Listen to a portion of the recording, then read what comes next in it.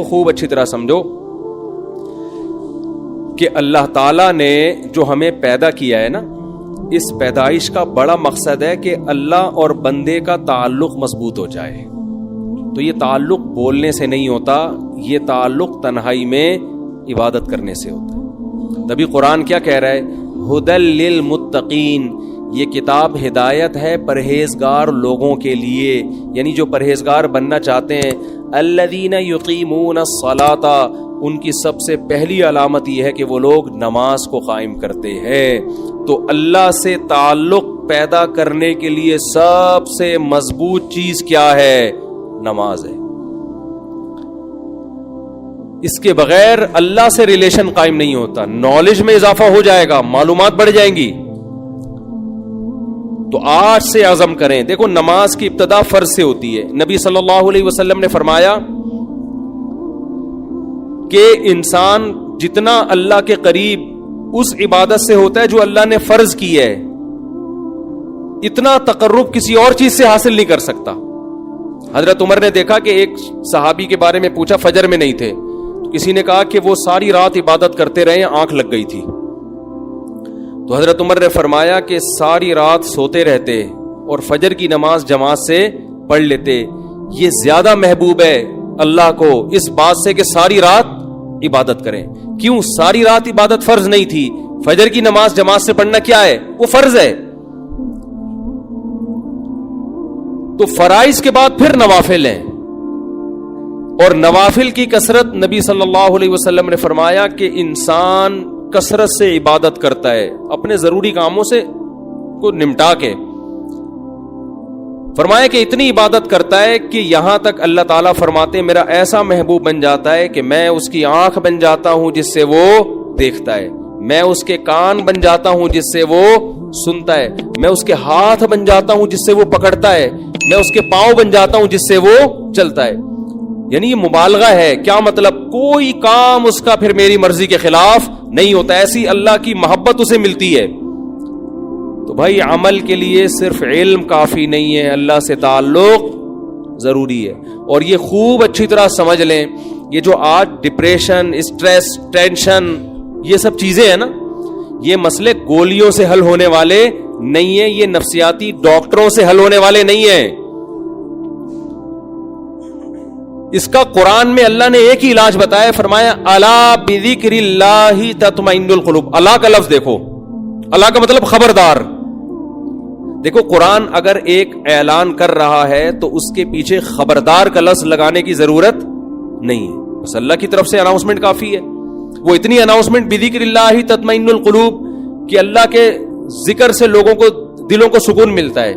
یہ اللہ کی طرف سے اتنا کہہ دینا کافی تھا یا نہیں تھا کہ اللہ کو یاد کرنے سے دلوں کو سکون ملتا ہے؟ تو کافی تھا نا اتنا. لیکن اللہ نے کیا فرمایا؟ الا سنو. یہ اس لیے کہ تمہیں دنیا میں ہر شخص یہ بتا رہا ہوگا. کوئی کہہ رہا ہوگا شراب میں سکون ہے، کوئی کہہ رہا ہوگا نائٹ کلب میں سکون ہے، کوئی کہہ رہا ہوگا لڑکیوں سے دوستیوں میں سکون ہے، کوئی کہہ رہا ہوگا کہ چرس پینے میں سکون ہے، کوئی کہہ رہا ہوگا کہ جی گرم گرم کڑک دودھ پتی پینے میں سکون ہے، کوئی کہہ رہا ہوگا کہ جی چرس میں سکون ملے گا تمہیں، کوئی کہہ رہا ہوگا زنا میں سکون ملے گا، کوئی کہہ رہا ہے ڈپریشن کی گولیاں کھانے میں سکون ہے، کوئی کہہ رہا ہے کہ نفسیاتی ڈاکٹر سے یا سائیکیٹرک سے علاج میں سکون ہے. اللہ فرماتے ہیں الا سنو، میں بتا رہا ہوں یہ سب غلط باتیں کر رہے ہیں. حقیقت میں تمہیں سکون صرف اللہ کو یاد کرنے میں ملے گا، اس کے علاوہ کسی چیز میں نہیں ملے گا. آپ کہہ سکتے ہو یار ہم تو ذکر کر کے ٹرائی کر کے دیکھ لیا، ہمیں کوئی سکون نہیں ملا. جو سکون سٹا لگانے میں ملتا ہے وہ ہمیں ذکر کرنے میں نہیں ملتا. ایک چرسی کو آپ بولو کہ تو چرس چھوڑ، لا الہ الا اللہ کی 100 دفعہ تسبیح پڑھ لے، تجھے سکون ملے گا. وہ کہے گا میں نے تو پڑھ کے دیکھ لیا، مجھے تو مل نہیں رہا. چھٹا لاؤ، بڑا مزہ آئے گا. نہیں آ رہی بات سمجھ میں؟ جبکہ قرآن کیا کہہ رہے ہیں؟ یہ غلط ہے. قرآن کہہ رہے خبردار یہ سب غلط باتیں کر رہے ہیں. اللہ اگر تو صحیح کہہ رہا ہے تو چرسی کو تو چرس میں جو سکون ملتا ہے وہ تسبیح پڑھنے میں نہیں ملتا. بات آ رہی ہے؟ اصل میں سکون کی ڈیفینیشن ہی آپ نہیں سمجھے. یہ سکون نہیں ہے جو چرسی کو مل رہا ہے، یہ وقتی طور پر اس کی جو ڈپریشن چرس نہ پینے سے پیدا ہوئی ہے نا، جو باڈی کی ایک ڈپریشن ہے، وہ وقتی طور پہ ختم ہوئی ہے. اگر چرسی کا چرس میں سکون ہوتا تو بار بار چرس کیوں مانگتا وہ؟ چرس نہ ملنے سے اس کی طبیعت کیوں خراب ہو جاتی؟ جو موسیقی کے اور گانے سننے کے رسیالے ہیں ان کا سکون اگر دیکھو دنیا میں زیادہ تر ڈپریشن کے مریض گلوکار بنتے ہیں، یہ تحقیق ہے. زیادہ تر ڈپریشن کے مریض جو میوزیشین ہوتے ہیں نا وہ بنتے ہیں، خودکشیاں کر لیتے ہیں. اچھا مجھے بتاؤ چرس میں زیادہ سکون ہے یا ہیروئن میں؟ مجھے یہ بتاؤ. ہیروئن میں زیادہ سکون ہے، ایسا ہی ہے نا؟ اب چرس کا چھوڑنا آسان ہے، ہیروئن کو چھوڑنا مشکل، کیونکہ اس میں جو مزہ ہے وہ چرس میں نہیں ہے. لیکن آپ کو پتا ہے ہیروئن چی کا انجام کیا ہوتا ہے؟ اگر سکون میں ہوتا تو ترقی کرتا، پھلتا پھولتا، صحت اچھی ہوتی، ہنسی خوشی زندگی گزارتا. جو جتنا زیادہ مزے کی لائف گزار رہا ہے نا مصنوعی طریقے سے، وہ اتنا ڈپریشن کا مریض ہے. سمجھتے ہو؟ وہ ڈپریشن کا اتنا زیادہ مریض ہے. اس کی مثال دے کے بس بات ختم کرتا ہوں. دیکھو طاقت کی دو قسمیں ہیں. ایک طاقت ہوتی ہے جو کھانا کھانے سے آتی ہے. ایک کمزور سا باریک سا انسان جو جیسے آج کل کے ہمارے اکثر کراچی کے نوجوان ہیں، ایسا لگتا ہے ہینگر کے پہ کپڑے لٹکے ہوئے ہیں بس. اب کوئی اسے کہے کہ چلا نہیں جا رہا، بیٹھا نہیں جا رہا، یہ چلا گیا کسی ہیروئنچی کے پاس کہ مجھے طاقت چاہیے. اس نے ہیروئن کا ایک ٹیکا لگا دیا، یہ اچھلے گا نا، چھلانگے مارے گا، کودے گا، ایک دم پاور آ جائے گی. آپ کی بتی سی پھاڑ دی اس نے. کیا مطلب؟ کیا طاقت آ گئی ہے اس میں؟ بولتے کیوں نہیں بھائی یہ طاقت نہیں ہے، یہ وقتی ہے. ایک وقتی اس بلڈ کے سرکولیشن کو ایک چیز نے تیز کر دیا. اور یہ چلا گیا کسی ڈاکٹر حکیم کے پاس، حکیم صاحب میں چاہتا ہوں میرے جسم میں طاقت آ جائے. تو حکیم اس کو ڈائٹ پلان لکھ کے دے رہا ہے کہ جم جاؤ، تنکے کے دونوں طرف بٹن لگاؤ، روزانہ اٹھایا کرو. تھوڑے دنوں بعد وہ قمیض کے بٹن ہٹا کے شیروانی کے بٹن لگا دو. پھر ہوتے ہوتے وہ 2 بٹن، اس کے بعد پھر 1-1 کلو کا ویٹ. پھر ایک دن آئے گا ایسے ویٹ اٹھاؤ گے.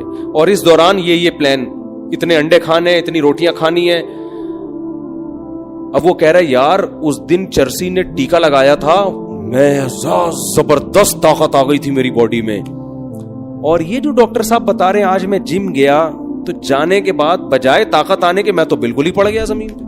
2 دن تو مجھ سے بستر پہ، میں نے تو پینوڈل کھائی ہے بھائی.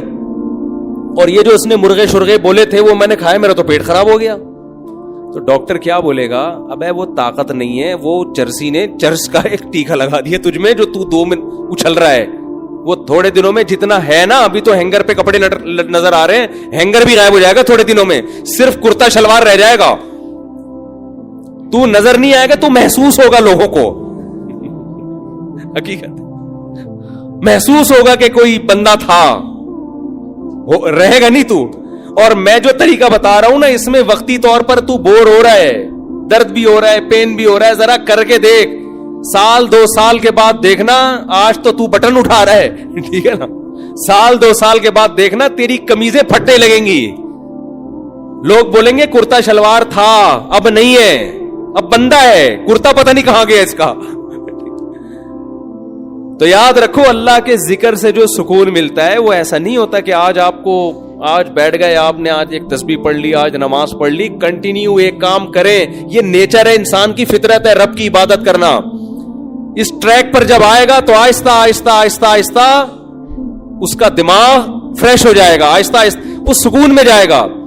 اور یہ جو سکون ہے نا، موسیقی کا سکون، ایک فلم دیکھ لی، ایک ڈرامہ دیکھ لیا، کوئی فوج فلم دیکھ لی اور جناب کوئی سٹا لگا لیا، یہ سکون برباد کرنے والی چیزیں ہیں. جیسے چرسی اور ہیروئنچی کو ٹیکا لگا دیا آپ نے. تو قرآن اس لیے کہہ رہے الا بذکر اللہ تطمئن القلوب، دلوں کو سکون اللہ کے ذکر، اللہ کی یاد کے علاوہ کسی چیز میں نہیں ملتا.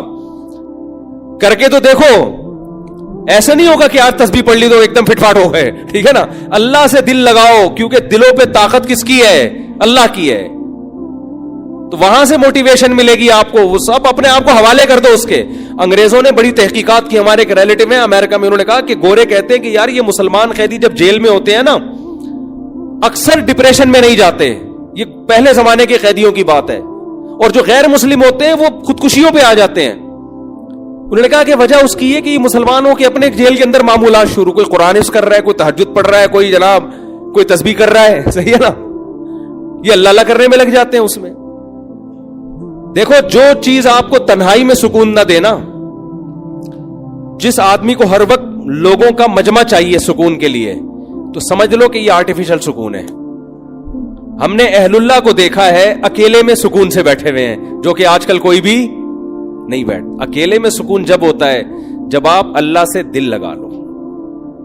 تبھی تو حدیث میں آتا ہے نا, قرآن قبر کی وحشت کو دور کرے گا.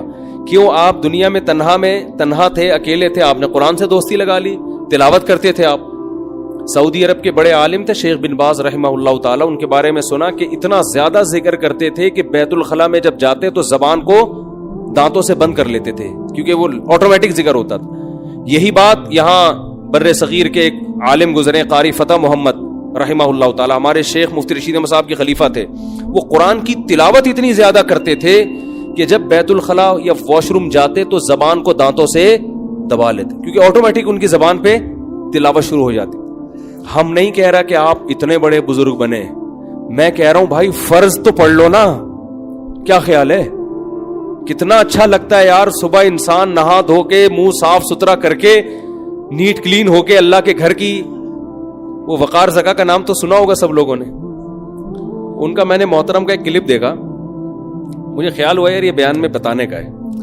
وہ اس وقار زکا صاحب نے کیا کیا کہ صبح فجر کی نماز پڑھنے نہا دھو کے محترم جا رہے ہیں, اور محترم صاحب اپنا کلپ بنا رہے ہیں, اور اس کا نام لکھا ہوا ہے 100 چوہے کھا کے بلی چلی حج کو. بھائی بات سمجھے, 100 چوہے کھا کے بلی چلی. مجھے بڑا اچھا لگا, میں نے کہا یار یہ کیا. تو وقار زکا صاحب نے کہا کہ دیکھو ٹھیک ہے, ہم 100 چوہے ہم نے کھائے ہیں دن بھر میں, لیکن ایک کام ہم اچھا کر رہے ہیں. تو یار چلو بلی حج کو جا رہی ہے تو 100 چوہے کھا کے اگر اس نے غلط کیا تو حج کرنے کے لیے یہ کام تو اچھا کیا نا. تو اس نے کہا آپ صبح صبح اٹھیں, نہائے دھوئیں اور فجر کی نماز جا کے پڑھیں. تو مجھے اس لیے اچھا لگا کہ یار ایک لبرل آدمی جب اس طرح کی بات کرے گا نا تو چلو ایک اچھا پیغام دیا نا لوگوں کو کہ یار سارا دن آپ بے شک بیٹھ کے 100 چوہے کھا لو, دن کی ابتدا تو تمیز سے کرو نا. میں نہیں کہہ رہا کہ وہ 100 چوہے کھانے والی بات صحیح ہے غلط ہے, اس بحث میں میں نہیں پڑھ رہا, کسی کی شخصیت پہ میں نہیں جاتا کہ کون صحیح ہے کون غلط ہے, لیکن میسج بڑا اچھا دے دیا. میں نے بڑی رپلائی کیا, میں نے کہا یار یہ میسج بڑا خاندانی دیا. بہت سے لوگوں کو شاید اس سے خیال ہو کہ یار دن بھر جو مرضی بدماشیاں کریں, دن کی ابتدا تو کم از کم تمیز سے ہو جائے نا. تو صبح صبح نہا دھو کے آپ کبھی نہاؤ نہیں, بے شک سردیوں میں وضو کر لو آپ, ویسے نہا کے آؤ ٹھنڈے پانی سے, مزہ نہ آئے پیسے واپس. سردیوں میں کراچی کی سردی قابل برداشت ہوتی ہے, صبح آپ ٹھنڈے پانی سے نہاؤ, پہلا مگا کاکڑ دن نہ کرے گا, اس کے بعد بالکل ٹائٹ ہو جائے گا حساب. یا شاور جب کھولو گے تو پہلی جو چھینٹیں پڑیں گی وہ ایک دفعہ ڈرن کر کے آپ ہلو گے, وائبریشن ہوگی, ری سٹارٹ ہو جاؤ گے آپ, بڑا ٹائٹ ہو جائے گا کام, بس ختم کر رہا ہوں. تو جب نہا دھو کے آپ آؤ تو آپ دیکھو کیسا سکون ملتا ہے انسان کو. ہماری عبادت جو اسلام نے رکھی ہے نا اس میں طہارت رکھ دی ہے, اس طہارت سے اس عبادت کا مزہ دگنا ہو گیا ہے. اگر اسلام میں یہ وضو نہ ہوتا, یا اسلام میں نماز کے لیے استنجا نہ ہوتا, اور مسواک نہ ہوتی, دانت صاف کرنے نہ ہوتے, تو پھر نماز کا آدھا مزہ تو خراب ہو جاتا. وضو میں تکلیف ہوتی ہے انسان کو, لیکن یہ وضو انسان کو فریش کر دیتی ہے. پھر پاک کپڑے پہن کے آنے کا حکم ہے, اگر ناپاکی کے ساتھ اجازت ہوتی نماز کی روحانیت ختم ہو جاتی. کتنا اچھا لگتا ہے فجر کی نماز میں, اور جو فجر میں آ گیا اس کا مطلب باقی ساری نمازیں پڑھ لے گا وہ. تو ارادہ کریں میرے بھائی کچھ اللہ کا کو یاد کرنے کی, اور ارادے ابتدا کس سے کرنی ہے؟ فرض نماز سے. اور جرمانہ رکھیں اپنے اوپر. ابھی جتنے لوگ بیٹھے ہوئے ہیں عزم کریں کہ جس کی کل فجر کی جماعت گئی اس کا ناشتہ گیا. ناشتہ اسی دن کرنا ہے جس دن فجر کی نماز جماعت سے پڑھنی ہے. جب تک سزا نہیں دیں گے اپنے آپ کو, انسان کو موٹیویشن نہیں ملتی, انسان کا بچہ بولو نہیں بنتا. سمجھتے ہو؟ اللہ عمل کی توفیق عطا فرمائے.